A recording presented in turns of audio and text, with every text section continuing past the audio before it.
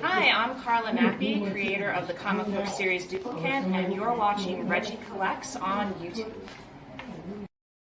As Carla just said, I am Reggie. This is Regie Collects, and I want to welcome you to another installment of Comics Today. This is a live show that we do on Wednesday to celebrate clearly the best day of the week, that being New Comic Book Day. And as part of that, we are going to go to the chat in a hot second to see what books you may have picked up at your LCS today. And if you didn't get to the LCS, if you didn't pick up some new books at the local shop, but you bought some books, we want to know about those books too. But certainly, if you had an opportunity to read a new book and it was a good read, either for the art or just the story, and you want to tell us about that, make sure you let us know what that book is so that we can put it on the top of our stack. But one of the other things that we do as part of Comics Today, which happens every Wednesday, is I have a guest or two on to talk about some news and current events. And I can tell you for a fact that the main topic that we are going to talk about tonight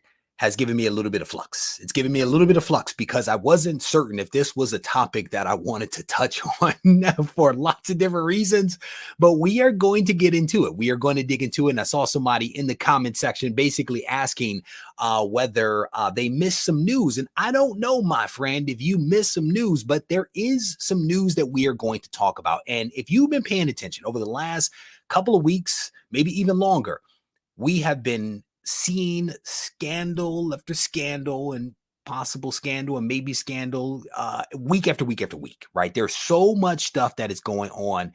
And tonight, I only intended to talk about one thing that is out there, but we're actually going to call an audible and we're going to talk about two. And I'm going to have two guests on that are going to help me to talk about these two topics. And I will bring our first guest on in a hot moment. But before we get to that, I am going to go to the chat because I want to know what you guys picked up. I want to know what you picked up. I want to know what you read, and I want to know what's good so I can know what to read first when I get my own stack, which I did not pick up today.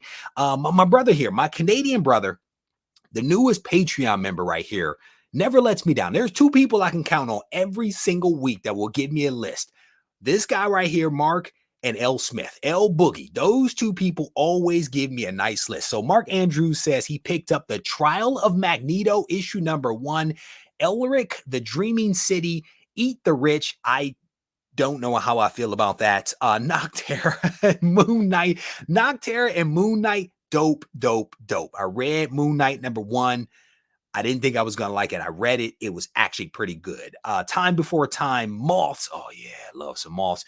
Rangers of the Divide. I don't know what that is, but if Mark says it's good, it is worth the read. This guy's put me onto a couple of really good stories as of late. He sends me a message. He's like, I'm not telling you what to read. I'm not going to tell you what to read, but if you have some free time, you might want to check this one out. And he's hooked me up with a couple of ones that I've really enjoyed. Shout out to my man right here, Neo. It's good to see you, brother. This guy, if you are not following this guy about comics, about trading cards, sports cards, I definitely encourage you to check him out. Super knowledgeable guy. He also keeps me in the loop on some things that are happening out there. So I'm definitely appreciative of that. My good buddy here, action figure comedy, picked up Shazam 2 and the latest Superman Red and Blue. That's what's up. Dale of Suspense, another YouTuber, picked up David Finch, the 1 in 25 variant Trial of Magneto cover. He said that is the only one. If you're going to get one, my friend, get the David Finch. Get the David Finch. You cannot go wrong there. What is it? Shut out of backstock issues. I grabbed a couple of extra free comic book day comics. So you basically saying you went to the LCS and you just got free stuff. That's what you're telling me there, Doug. I don't know what to make of that, Doug. I don't know. My man Ken picked up Miles Morales Annual, Black Cat 9, ASM 50, the Campbell cover, Black Cat Annual 1, Wedding Campbell, and JLA 7.4. Oh, they trying to get fancy with the half numbers now. 7.4 Black Adam cover. Shout out to Ken. It's good to see you, brother. Scrolling through here. See what I'm saying? I don't know how I feel about cannibalism, okay? But this guy clearly just wants some barbecue. So I'm more of a ketchup kind of guy. I'm more of a ketchup. I am a sauce connoisseur, but I do I do enjoy some barbecue sauce. The two brothers, the two Bratton boys, are having a little bit of fun here. Regie with 2 G's picked up all 5 issues of Stray Dogs. If you haven't read it, it is a cute read. It really is a cute read. I read a couple of copies digitally. I own a copy or two, but only because the folks at Skybound hooked me up. I'm actually giving those books away. I read it digitally. It's actually a good read. It is a cute read. I can see a possible animation coming out of this thing, them doing something. It'll be interesting to actually see what is going on. So I'm going to definitely ask people not to give away the whole crux of the show before the show begins. So bear with me, people, as we do what it is that we do, which is to acknowledge some of the good stuff that is actually happening in LCSs and in the world of comics. So Twan's picked up Eat the Rich. What is it with you people? Eat the Rich and Free Comic Book Day. Enter the House of Slaughter. That's what's up. Good stuff. Those two seem to kind of go together. You first slaughter them in the house, then you eat the rich with barbecue sauce. We're just going to stretch it out. Hydra Collectibles, my brother from across the pond. He says, I feel like this show is wasted on me. Well, we shall see. We shall see whether you think that this show is wasted or not, my good friend. We shall see how it goes. All right. So as I mentioned, I had some mixed emotions about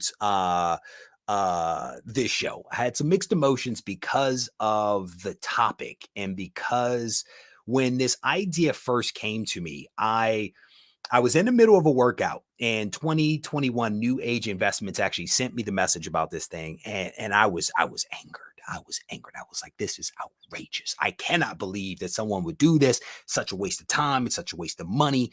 I likened it to all of those videos I've seen out there where, somebody sends a book to PGX and CGC and CBCS and everybody else to see how they grade it. I felt like it was that type of video, right? A video I've never done. I just could not get on board with it. Then I watched the video. And then I had even more mixed emotions about watching the video. So let me welcome my guest to the show. And then we are going to dig into this topic. And again, I'm going to ask people not to give it away as we start to unwind this ball of yarn that is associated with CBCS. So I want to welcome to the show my buddy, Chuck. How you doing? I'm doing great. How you doing, Reg? I'm doing well. I saw you chuckle a few times in the background over there. Well, you're sitting there discussing ketchup sauce, and apparently you forget where you live now. You got to either do Lexington barbecue, or you got to go down and get that strange mustard stuff they got down in South Carolina. So So I'm gonna be honest with you, Chuck. I'm gonna stick with my ketchup, brother. Okay, because I've lived a lot of places. There's a lot of sauces out there. Okay, can't go wrong with Heinz. Okay, understand. When I lived in DC, they had this stuff called Mambo sauce. And the Mambo sauce, man, I don't know what was in that stuff, but again, I'm gonna stick with my ketchup, brother. All right. So the topic at hand, and the reason I wanted to have you on is that I think you'll help me to kind of make sense potentially of what is going on. And I'm calling it a scandal, but maybe it's not a scandal, right? That's what we're gonna unpack is this a big deal or not? But essentially what has happened is that CBCS has actually verified a fake signature, a signature that has been forged by someone, has been verified and graded by CBCS. And as I mentioned, I had some mixed emotions about this, and I watched the video, watched the guy practice the Sarah Puccelli signature a few times in the video. And then we basically see the graded book that he sent in, reportedly, and had, verified and graded by CBCS. And he basically starts to explain his rationale for doing this stuff. Right. So I want to pause there because I know that you watched the video. What is your interpretation of what was shown in this video? What are your thoughts? Well, I think the guy was really trying to see if he could fool Beckett, and that was his number one job. And, CBCS is fortunate in the regard they're backed by Beckett, which has a long track history. And he sat there and if you watch the video, he practiced a signature like 20 or 30 times, and he did not pick the hardest signature in the world. Even this art school, even this fourth grade art class failure like me could probably figure out how to do it eventually. And he sent it in and they approved it as an unverified signature. And, what that tells me is that if you practice hard enough and you try hard enough, you might get lucky and fool an expert. From like, do you, again, I was on a little bit of a roller coaster ride with the emotions of like, is this a bad guy? Is this a good guy? Did he do it for the right reasons? Did he do a bad thing for the right reasons? Right? Like, talk to me a little bit about that. Like, what you said his motivation may have been to fool them, but is there more there? Is that the extent of what he was attempting to do? And then how does that sit with you? Well, I mean, to me, it's a personal, if you want to try and practice a fake signature and get it through to either get your video promoted or to prove that there's something nefarious or wrong with CBCS, I mean, good for you. You've got the right to do that. I kind of watched it in that it didn't bother me too much. And maybe it's because I'm not collecting that particular artist, or because it's a relatively simple, signature to do. Now, if someone had done a fancy Jack Kirby and forged a fancy Jack Kirby, then yes, then some alarm bells might start going off. But if you're talking about, a 3-letter, say, I think it was a 3-letter signature or something, that's relatively easy to do. And that's a danger of buying signed books, unverified signed books, or, whether they're raw or they're slabbed. So I actually want to show you something here on screen, and I want to get your impression of it on the other side. And basically what this is the terms and conditions for Beckett, right? So because, to your point, this is CBCS. CBCS is backed by Beckett when it comes to signature. Number 6 here, in terms and conditions, I think is a really relevant thing. It says customer acknowledges that knowingly submitting a comic book with a forged signature through the program amounts to fraud, and CBCS reserves the right and remedies it may have to institute the appropriate legal action as a result of such conduct. When you read and hear that, do you think that video is essentially a filmed confession of forgery that this guy has now put out on YouTube? It certainly comes across that way. I would not necessarily boast about such a thing, but I also like not having the cops call me. So, but everyone's got their own hobbies, and so be it. But yeah, I mean, certainly I think if CBCS, especially if they decided this is defamatory enough and that it's going to cause damage to their brand, then yes, I would pursue something if I was them.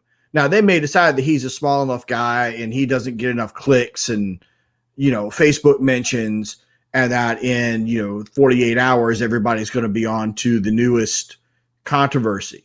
I mean, looking at Facebook, I saw a lot of confirmation bias where the people who don't like CBCS were all screaming that this is the reason CBCS is doomed. And the people who like CBCS were making it, were justifying what happened. And it didn't seem like a lot of people were getting swayed one way or the other. There was just some entrenchment, if you will, based upon where you were on the sides of, right? My struggle with this thing, man, and when I first heard about it from 2021, and again, shout out to him, shout out to all those people that send me messages that are like, hey, check it out. Here's some stuff that's going on. I want you to be aware. I am so appreciative of those people. But my first thought was, this guy is doing it for views. This guy is putting it out there for views, and that's why he's committed fraud. I was angered, and I was like, I'm not going to go watch this video because I don't want to reward that type of behavior. And then I thought more about it, and then I went and watched the video, and I struggled because it seemed like the guy was sincere, right? His name's Gregory. He introduced himself. He's like, I'm French something or another, so pardon my accent. Here's why I did it. Like, he started to explain his rationale behind it. And that, again, that's part of why I struggled. But I also noticed that he had no videos. This was the very first video that he put out there. And that video was labeled Experiment 1. he also had a animation that introduced the video. So this was very much a I am about to make a name for myself kind of person. Like when I looked at it a few days ago, because I saw this for the first time like 3 days ago or something like that, he was at 3,000 views. So in my head, I'm wondering, are we going to see more of this kind of stuff? Has he already done more of it and is going to release more of this type of stuff? Was that your read of it as well, or did you pick up on those things? Yeah, I can certainly see. It certainly appears that he's going to try and do a series based on, or do a follow up. Whether he does a series or not, who knows? But it certainly looks primed for a follow up if he got a good enough response, or enough people there. And maybe there is something dastardly there. But one book, and I don't know how many unverified signatures that CBCS has done, because you can't look that up in their database. I tried that, and they don't list it that way. But I mean, if it's one thing out of say 10,000, the graders are human, and even Beckett's people are going to make mistakes. That to me, that's not a cause for major concern. Now, if you start talking about hundreds of unverified signatures that are frauds, or big signatures which are fraud, no offense to the artist in question there, but you start talking about your Kirby's and your Stronienko's and your Adams, and the people who really command big money being frauds, all right, that's a different discussion. Yeah. But if it's just one guy trying to do 3 letters, that's a different thing. So for those people that are coming in a little bit late, I am sitting here having a conversation with Chuck about something that recently happened in the worlds of comics, in which a person has essentially committed forgery and sent a forged signature of Sarah Pacelli's on a Fantastic Four book into CBCS. That book was actually reviewed by CBCS and received a verified signature, was graded and sent back to this person, and he basically released a video explaining why he did it. I am purposefully not telling you the name of the channel or linking to it or showing it, because again, I have mixed emotions about talking about this, but it's one of those things that has occurred, and you can't ignore it. You have to talk about it, and that's part of the reason why we're doing it, but we're trying to do it in a responsible way. Chuck, one of the things that he said in that video was that he was within his right to test the services being offered by CBCS. I struggle with that. I didn't know what country he was in, but in the United States, I don't think you have a right to do forgery. But you chuckled a little bit there. Let me hear your thoughts on that. Yeah, I don't. There are other ways to test it than to send a forged book. You could actually send a legitimately signed book and check it that way. I can go to a con. I've gone to a con and I've gotten Christopher Priest to sign a book for me. Now, I happen to have a CBCS guy standing next to me when we did it. But if I couldn't have found the CBCS guy, I could have gone there, gotten Christopher Priest to sign it and submitted it. And I could test them that way, because I was there and I could have pictures of us, hanging out with Priest, sign the Black Panther and everything. But, there are other ways to test it than submitting a forgery. Yeah. So are you at all surprised that this happened? And it doesn't sound like you are, but I want to ask the question very directly. Are you at all surprised that a forged signature made its way through the second largest third-party grading company out there? No. As many items as Beckett verifies, things are going to happen. They're human beings. And again, some of these signatures, there's not much to them. Ms. Pacelli, like I said, there's 3 letters there. And if you practice it hard enough, you can figure out how to do it. It's not like you're writing out your full name or something where you got to get all the loops and everything correct and all that forensic stuff. So no, I'm not surprised at all that somebody tried to do that. It's awful brazen to put it on YouTube, but that's a different story. Do you? So one of the things that he also spoke about was how this may have occurred. And he talked about the fact that, and you just alluded to this a little while ago, that maybe it was the cost of the book that the signature was placed on as to why it wasn't scrutinized. But over the last 18 or so months, I think we've all experienced not so great turnaround times with certain collectible services. CBCS's, according to some, is incredibly fast. Could the sheer volume of collectibles hitting CBCS combined with their desire to differentiate themselves from others and trying to go fast and then the cost, could those factors have contributed to this making it through the process? I think conceivably so, but I think this might be one where we just sometimes the simplest answer is the easiest one, and I think somebody for whatever reason just missed it. And until we get a grand conspiracy or something more, I think somebody just looked at it and they just missed it. Yeah. So over the last 12 months, let's say 12 months, right, there has been a lot of momentum from the comic book community to support CBCS, right? Steve Borak has appeared on so many channels. It's like, he's a celebrity. Like, he's literally on everybody's channel, right? We've seen people do mock-ups of revised labels for CBCS. We've seen petitions circulate. We've seen, people pushing for folks to send more books to CBCS so as to create a spirit of competition for CGC. Do you think that what happened with this book should give those supporters pause in any way, shape, or form? No, and I'm seeing some of the people in the comments making this observation. Also, I think it only gives you pause if you are really worried about unverified signatures. And again, that's going to be more of a Beckett issue than a CBCS. What's going to give me more of a concern about CBCS is if we start getting things back, which the grades don't look right, or the holders are messed up, or all those things. To me, that's more of a Beckett issue than it is a CBCS issue. So let me stretch it out a little bit more, right? What I'm hearing you say is that this incident should not necessarily give people pause, but here's my follow-up question.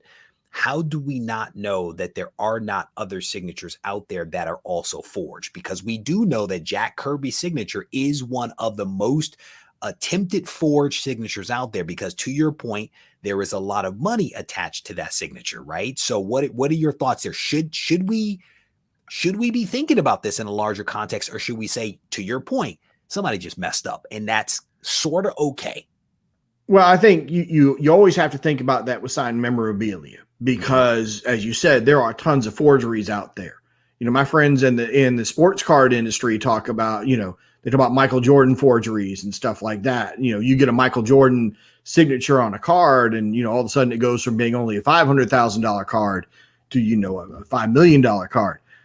So yeah, that's always something you have to be aware about when you're collecting signatures. But at the same time, there's only so much I can do as the buyer to worry about that. And if I'm really, really worried about that, I'm not going to buy signed items. Or I'm only going to buy signed items which are signed by the people alive in front of me. So to that point, is that one of the major tips that you would offer up to people that want signed books, that they may stick with witnessed signatures instead of the verified signatures? Is that one particular recommendation that you would make? I think if that is something you are very concerned about, then yes. Now, again, you mentioned the Jack Kirby one. I bought a Hunger Gods, the Hunger Gods graphic novel from my LCS about a year ago, and the owner was with the guy who got it signed by Jack Kirby. Now, I can see Jack Kirby sign it. I'm taking my LCS owner at his word on it, but I went ahead and bought it anyways. Is it really Kirby's signature? That would be nice, but I don't know for certain. Most of the signed books I own, and I don't own a lot of them, I didn't actually witness them getting signed. So, who knows? That's where buyer beware. But are most of yours raw? And I think I know the answer to that, but I want to ask that question directly. Yes, most of them are raw. I've got 3 which are graded, and 2 of them came to me that way. Got it. And the ones that you have that are graded, that are signed, are they CBCS or CGC? That's putting you on the spot. I know. I think one was CGC verified, and I think the other one was CBCS verified.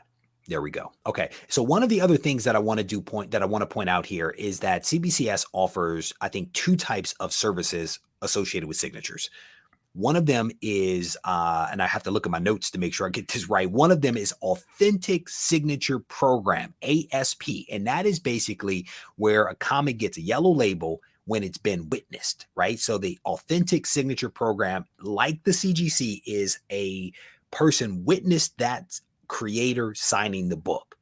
One of the big differentiators for me between CGC and CBCS has been this ability to have a verified signature, which is a comic that has been signed by a creator where it has not been witnessed from somebody associated with that third-party grading service. And they can send that book in. It would be verified through Beckett and then also given a yellow label, but a verified signature label versus an authentic signature program. Chuck, did I jack anything up in that explanation?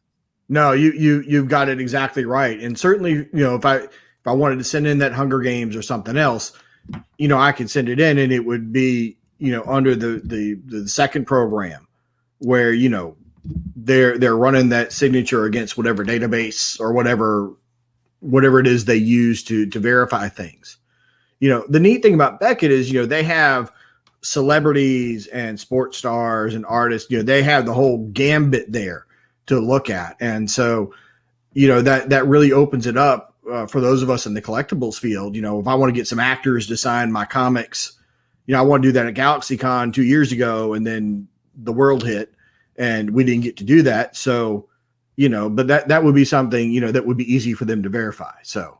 And again, that to me has been one of the big differentiators between CGC and CBCS was the ability to have a signature be verified. I actually, when I more than 3 years ago, drew that line down the sheet of the paper and wrote CGC on one side and CBCS on the other and started to kind of debate the two of them, that was one of the big differentiators for me. Was I almost went that route because of that. And I just didn't. I haven't regretted that decision, but I will tell you, I have books, Infinity Gauntlet books that have been signed that I picked up as part of the 100K collection. I love Infinity Gauntlet, brother. I do. And these books were signed by one of the creators, by Jim Starling. And I've had them set aside because I was going to send them in to CBCS to have the signature verified. And I just haven't gotten around to it. And in the back of my head, I'm like, well, should I now? Right. And in talking to you, I'm hearing that maybe you shouldn't do that, or maybe you shouldn't be concerned about it. Sorry, I misspoke. Yeah. Because like with the whole variant gate scandal we spoke about last week, that's given me pause. I've slowed down buying variants just because I'm like, let me step back and think about this. And in my head, I was having that same kind of debate with the whole signature thing. Should I take a step back and evaluate it? Right. But I'm not necessarily hearing those cautionary notes from you, which I think is fine. Go ahead. What's your thought? Yeah, I've got a book that I recently acquired, a Gold Key Avengers signed by the late Patrick McNee. I was getting to that. Oh yeah, the late Patrick McNee and the late Dame Diana Rigg, which was bought from an auction house. And I'm looking to send that in at some point when I financially can afford to do that. But I'm not really worried about it. I mean, I trust the auction house that they did their homework before it went up on the auction. And, if they didn't, then obviously I'm not buying from that auction house again. Yep. Which is legit. And I'm actually looking at some of the comments here off to the side, and a couple of people are kind of agreeing with you that there is a little bit of inherent risk in some of these other hobbies that are out there, and that you may just have to adjust for some of those things. But one of the challenges that I have, one of the arguments that someone would make is that we are paying for signature verification. So I expect you to get it right 100% of the time. But what I'm hearing from you, Chuck, and please correct me if I'm wrong, that we have to remember that all of these services are they can make mistakes. None of them are perfect. And so, again, I don't know if this unravels the ball of yarn that is CBCS versus saying, hey, a mistake was made. How do you correct it? How do you make it right? How do you make it better, kind of thing? Yeah, I think, again, like I said, I think we're seeing a lot of confirmation bias of people who are already skeptical are now more skeptical, and people who are already more bought in are more bought in. And, people talking here, that's just some of the inherent risk. that's something you acknowledge. And yeah, if I buy a CBCS slab with an unverified signature, it could be fake, but it might not be. And at the end of the day, I've got to make that economic choice one way or the other. Do you think that there are any long-term ramifications to this at all? Right. And let me build it out for you. Mhm. If this is one thing, is there ramifications? And if we start to see more from that, do you think that there are now ramifications for more of these things coming to light? I think you might see some more people, talk about it and maybe try to do it. But I think the Beckett brand is so strong across collectibles that it's going to have to be a major scandal. And I mean, we're talking, thousands of books or thousands of items, or, somebody from inside the company coming out and going, yeah, we know. Yeah, we did that intentionally. Yeah. Because that brand, while no brand is bulletproof, that Superman before he met Bloodsport. Okay. I mean, really, that's a pretty tough brand there. Let's talk about that, right? Because, and I was not collecting when this scandal hit. And I think that you were. So I'm actually really going to be looking to you for this one around PGX, because potentially CBCS is going down the same road that PGX went down. And I don't know if there were lots of books that were affected by the PGX scandal or whether it was one high dollar book, but their image has been tarnished big time as a result of something similar. What are your thoughts there? I think PGX had a lot of other issues going into it. And that particular instance just simply, again, it really inflamed concerns people already had about the company. Where, most of the complaints I hear about CBCS is on how long it takes, and people don't like what the label looks like. And, they either think they grade too harshly or, not complaints about, how harsh the grading is. I don't hear a whole lot about, oh my God, they're corrupt, or, that sort of thing. And so, again, their reputation's pretty strong. And if this is just a one-offer, then it's a one-offer. And, until you get to the point where there is some way to confirm that every single signature is always the same, you're going to have human error. And, I saw someone in the comments comment that said every time they sign their name, they don't sign their name the same way. And I was just laughing at that because we were at the bank a few days ago opening up some accounts for the kids before they go to college. And I signed 5 pieces of paper, and I guarantee you that none of those signatures match exactly the same. Yeah. I can tell you my star, people never think my star is actually a signature. If you've ever seen my signature, it looks like just a big star. Like my entire name is one shape. You know what I'm saying? And people are always like, sir, can you sign? I'm like, that's it. They're like, that's your signature? Yeah, that's my signature. Just go ahead and give me that money or whatever it is. But again, I was just curious as to what your thoughts were as someone that was probably around during that whole PGX thing. So I think the context that you set up was very helpful. The book that you spoke about a second ago, was that the book from your wife? And if not, yes. I have another question for you. Was that the book from the wife or no? Yes. Okay. All right. Because I was about to ask the question. So now that you have this book from your wife, what are you going to do with that book? That was my setup. You ruined it for me. That's okay. Oh, well, all right. All right, Chuck. Well, I need more punch cards on the whole, so I know how to do this. You said, "Oh, I respect it. Hey, we give you some more practice, brother." But no, I want to thank you for coming on, man. I enjoyed this conversation. I think that the insight, the level-headedness that you kind of applied to this, I think was helpful because again, I had some mixed emotions about this as I talked to a few people about it, because there were a few people that knew, like I wasn't trying to spread it, but there were a couple of people that knew about it. And as I thought about it over the last few days, I've just been on this little bit of a roller coaster road. So I want to thank you for talking me through that. But before I let you go, where can people actually find you on the social media? Well, I'm at Chuck Henze on Twitter, and I have the exact same handle on Instagram. So that's where you can find me right now. There we go. My man, Chuck, thank you, brother, for coming on. I'm not in charge of the hole punching and all that. I'm not getting involved. You and Master Blaster can have that conversation. All right. All right. Thank you, brother. Didn't remove them. Sorry. There we go. I hit the wrong button. Some things have moved around here. So we are going to get ready to bring on my next guest, and I need to move some things around. So pause. This is James Tynan giving a shout out to Regie Collects. Love some James Tynan, where we were supposed to be talking about this guy this week, but we had to move some things around. So I think we're going to get to him eventually. But again, I want to give a huge shout out to my man Chuck for coming on.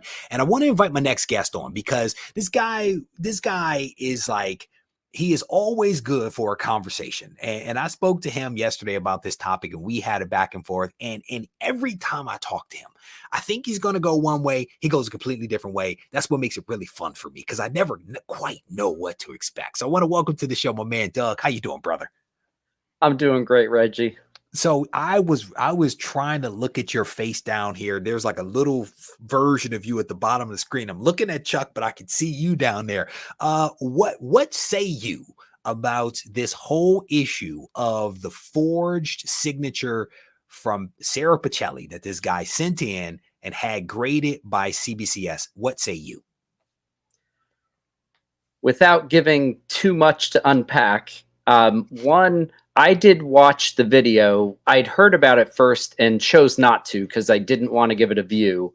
But I needed to educate myself, obviously, for this conversation. So I did watch it. I will say that I don't know 100% that I trust the video. Without going down a rabbit hole on that, I think there are other explanations than he forged it, he sent it in and got it back. So I think that's the first thing.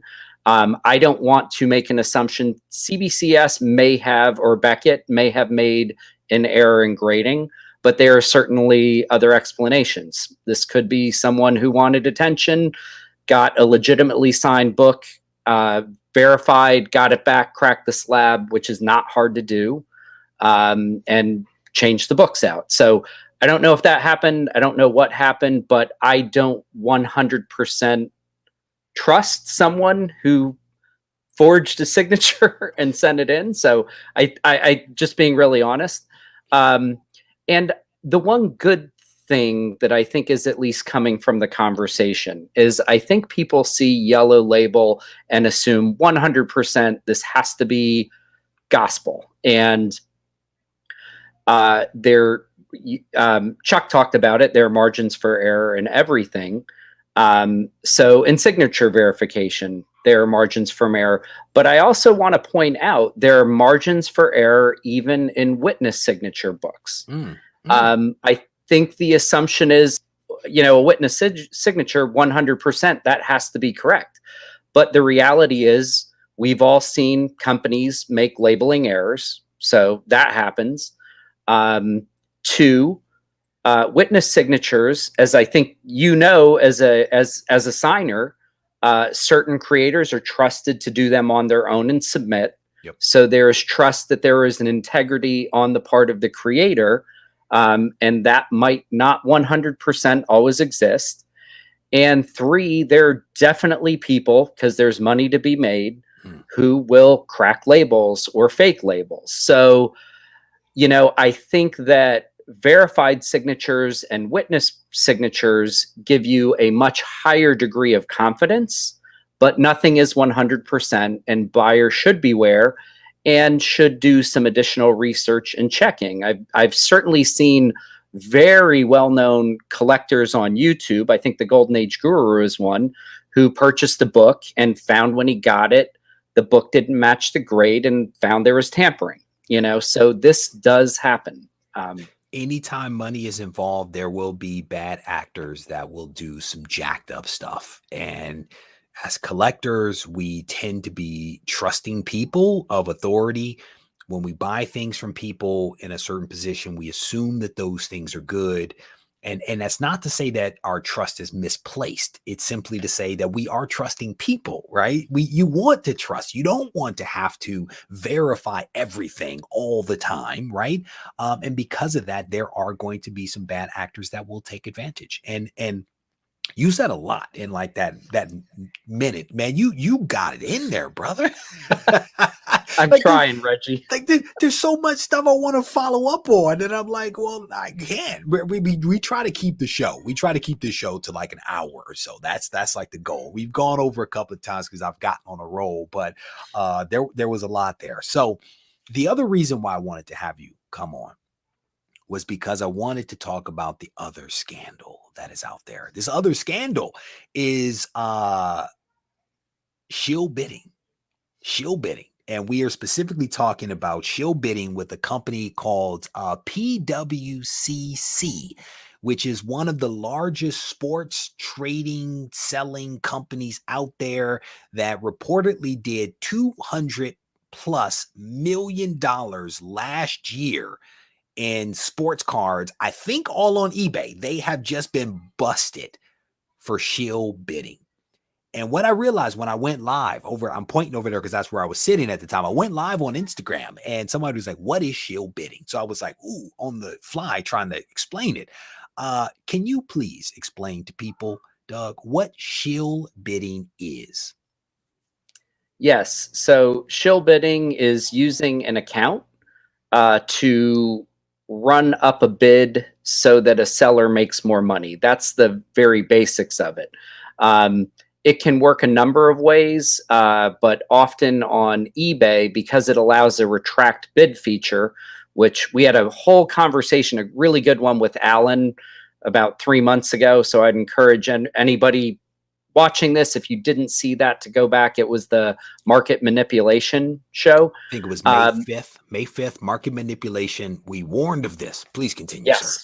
So eBay allows retract bidding so that if someone accidentally puts in $1,000 instead of 100, they could get that back. But people can use that to find out another bidder's highest bid and then have a shill account, a fake account, or a friend that they're working in concert with, then bid that other person up to another level. So that's essentially what shill bidding is. And again, we had that great conversation. And I think what's really fascinating about it was we talked about it on eBay, and now eBay has come out and said, we've caught someone doing this, and a very large player. I do think it's important for us to note that eBay's statement about it was that individuals associated or affiliated with PWCC were caught. That doesn't necessarily mean that employees were. So that could be sellers who are using their platform. We don't know that. So I would certainly not want to, assume blame on the part of someone that I don't know enough about. But we know eBay felt justified enough to suspend and curtail privileges for the largest sports card seller on their marketplace, and cited shill bidding.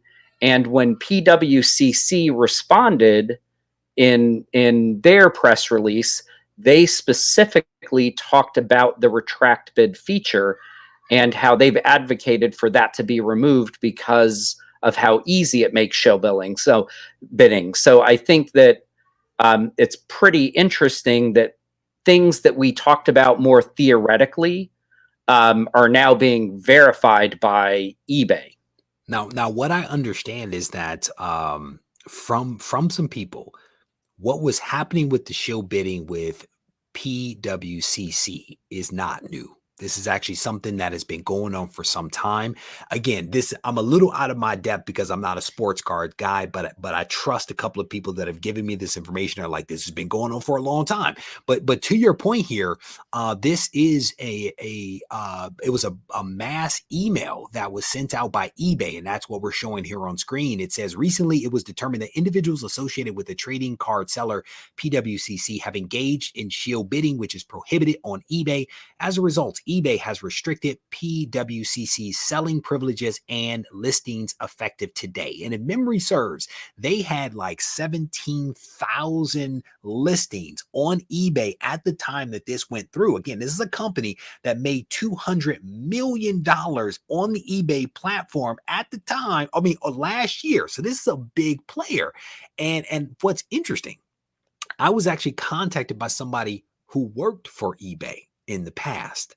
And they talked about how there is actually there is some algorithms out there that monitor some of this stuff, but then there's also the human element that actually looks at this and looks at some of the behaviors, looks at IP addresses for where are the bids actually coming from. And one of the telltale signs is that these people are using the same IP address because they're probably sitting in the same room, bidding up the price, retracting bids, trying to get real bidders to spend more money for the collectibles. But I guess there was like a primary and a secondary. So if you had an IP address, that's like a primary thing. And if you had, I guess, some other data source, that would be a secondary. Now we can send you a warning or restrict you. But again, this seemed to be something that may have been going on for a long time, that eBay has finally said, hey, enough of this, and we're going to shut you down. What else have you heard out there in the community, if anything, about this? And are you hearing that people feel that eBay was justified to do this? Was this a mistake? Like, what's your thought there? What have you heard? You know, what I've heard, and some of it is through, I want to give credit to Neo, Northeast Ohio Sports Card, his channel. He talked quite a bit about this, is that a company like eBay isn't going to do something like this unless they've really caught someone dead to rights. You know, they're not going to put out a public statement about a major corporation who's probably got plenty of lawyers if they need it to fire back. So there, I think, is a justified assumption that eBay is correct.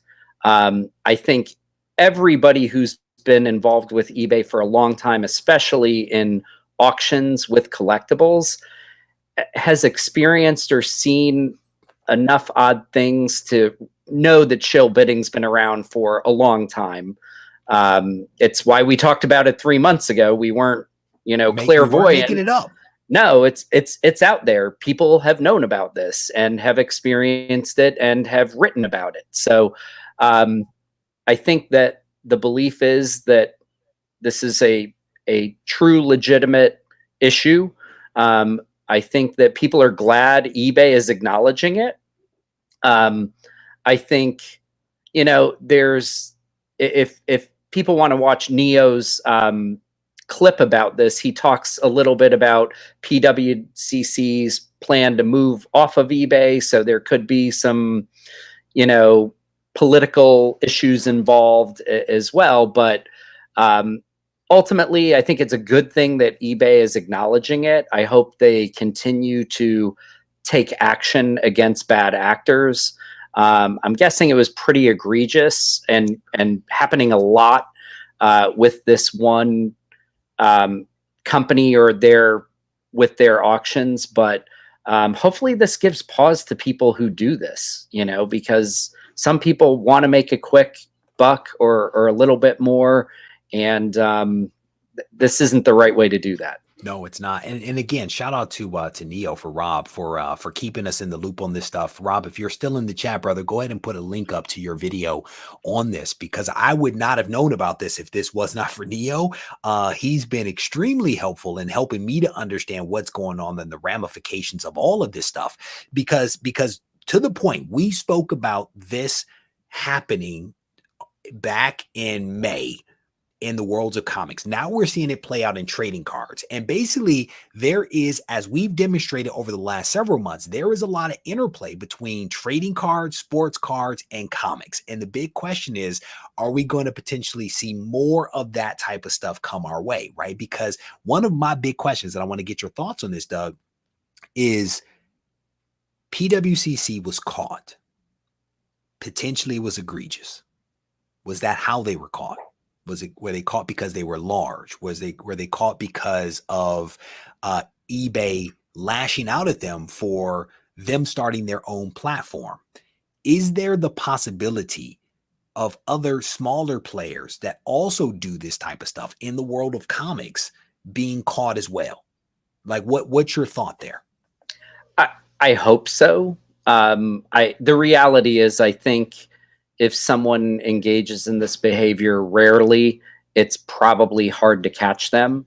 And the more you do it, you know, those algorithms that are picking up the IP addresses, that, you know, they're more likely to catch you, of course.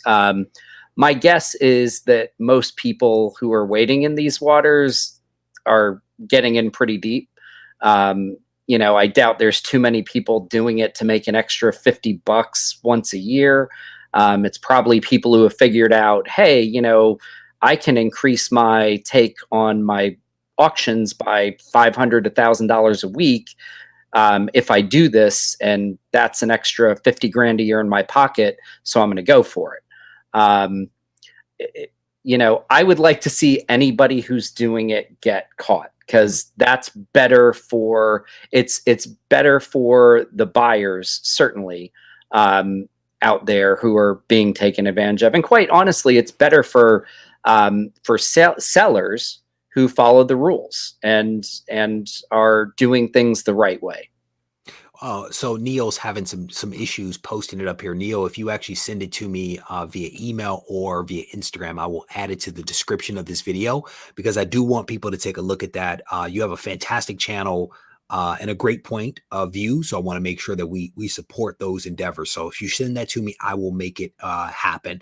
Squirrel Madness is commenting here, says it's a form of social engineering that scammers employ to get you to give up your personal information, playing on your emotions to make you vulnerable. I don't know if that was related to what you just said or just a general statement. I don't disagree with that statement.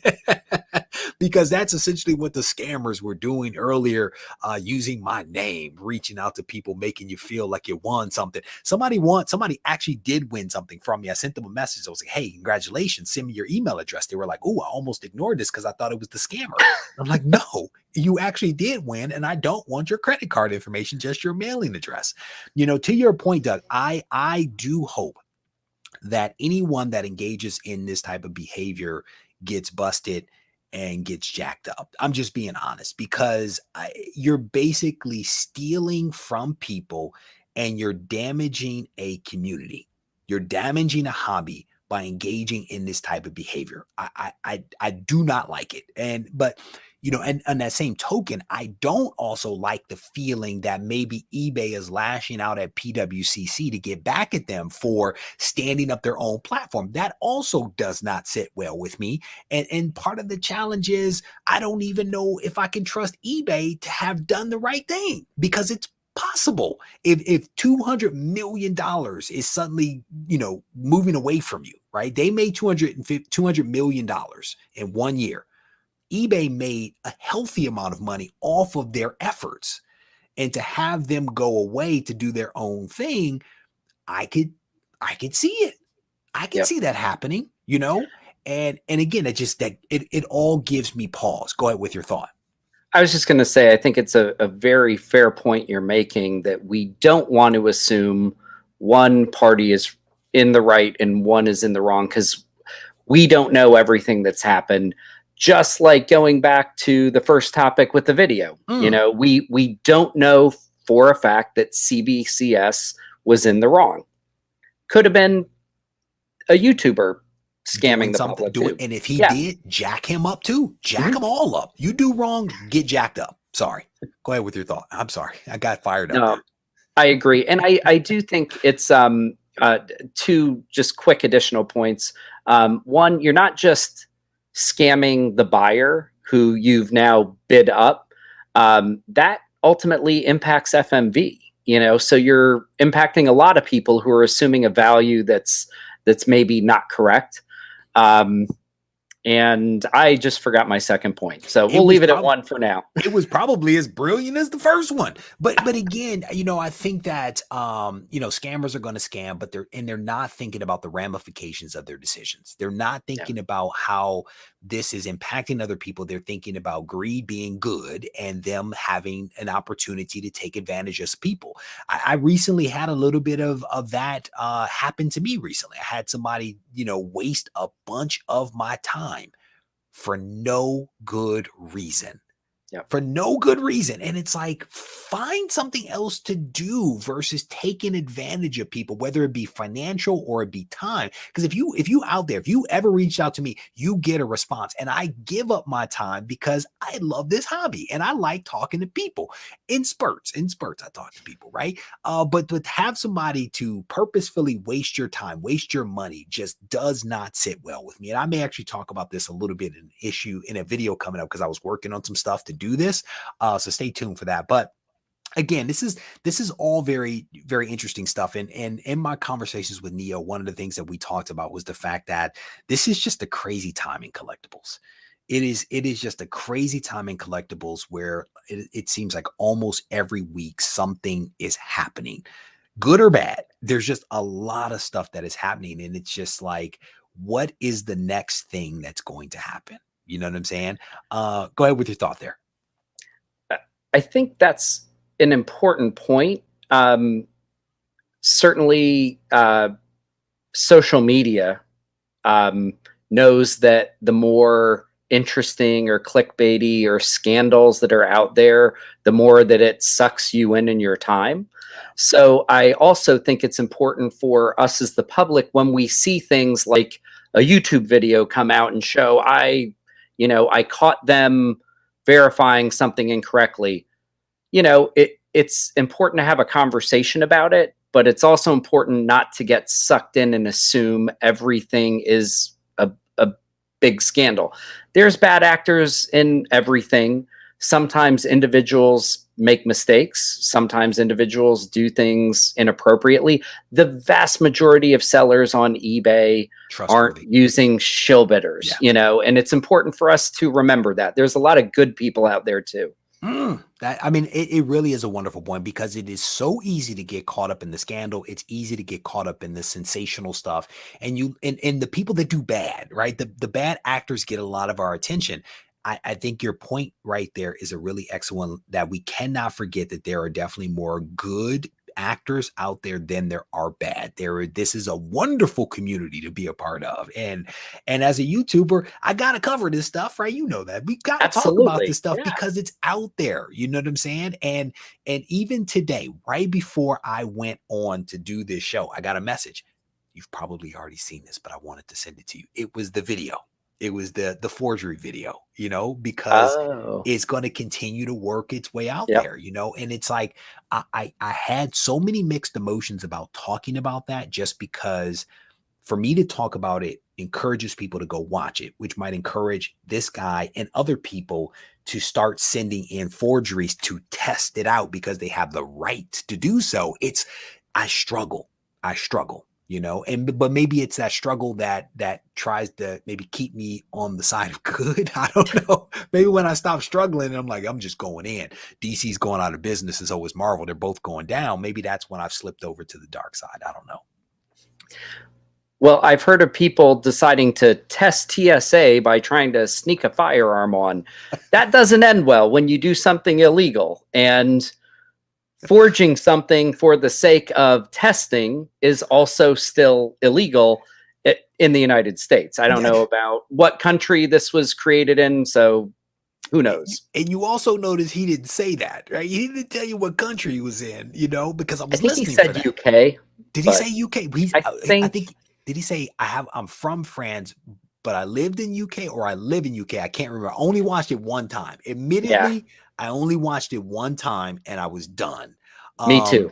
But that was enough. Maybe forgery is not illegal in the UK. If Hydra Collectibles is still here, is forgery illegal in the UK? I don't know. Somebody tell me. In the United States, in America, I do believe that is illegal. Either way, it is a violation of the terms and conditions associated with CBCS. They're probably going to cancel his membership and not allow him to submit anymore. That might be one course of action if they choose not to pursue legal action as a ramification. But for those folks that came in a little bit late, we've covered off on two topics. One of them was the forgery and submission of a Sarah Pichelli signed comic into CBCS. That was topic one. Topic two was PWCC's Shill bidding scandal going down with eBay, and I had Chuck and Doug on to talk through this. If you've missed it, I definitely want to encourage you to go back and watch the replay because it was a good conversation. I also realized that I was supposed to be doing the giveaway for the short box contest. I forgot to pick a winner. I literally just remembered I forgot to pick a winner. I am going to go live on Instagram immediately after this and declare who the winner is. So you have my apology. I know folks were waiting for that, and I completely forgot because I was waiting until the last minute to give people an opportunity to get their bids in. So Doug, before I let you go, before I wrap the show up, where can people find you on the social media? Best place to reach me is on Instagram at doug.bratton, BRATTON.9. And every Wednesday, I write a blog for Regie Collects. You can find it on regiecollects.com. And I think this week's was my 1-year anniversary of writing blogs for regiecollects.com. So no scandal there. No scandal there. Just a whole lot of good content that is available for you on regiecollects.com for free from this guy, a talented guy. All of his articles, in my opinion, are thought-provoking. They give you pause, right? And the conversations give you pause. His blog posts give you pause. I really enjoy talking to you, brother, on camera and behind the scenes. So I want to thank you for coming on and helping shed some light on some of the stuff that is happening in the world of collectibles. Thanks, Regie. Absolutely love that guy. And again, shout out to Chuck for coming on. Again, you guys have my apology. I was trying to wait until the last minute to pick the winner for the short box giveaway. It got away from me. I'm going to draw the winner right now, and I'm going to go on Instagram. I'm going to announce the winner. So again, you guys have my apology for not being as prepared, but the day kind of got away from me. All right. With that, I'm going to wrap this up. I want to thank you all for spending a little bit of time chatting with me about everything that is happening out there. If you guys need to reach out to me, feel free to do so on Instagram at Regie Collects. Take care.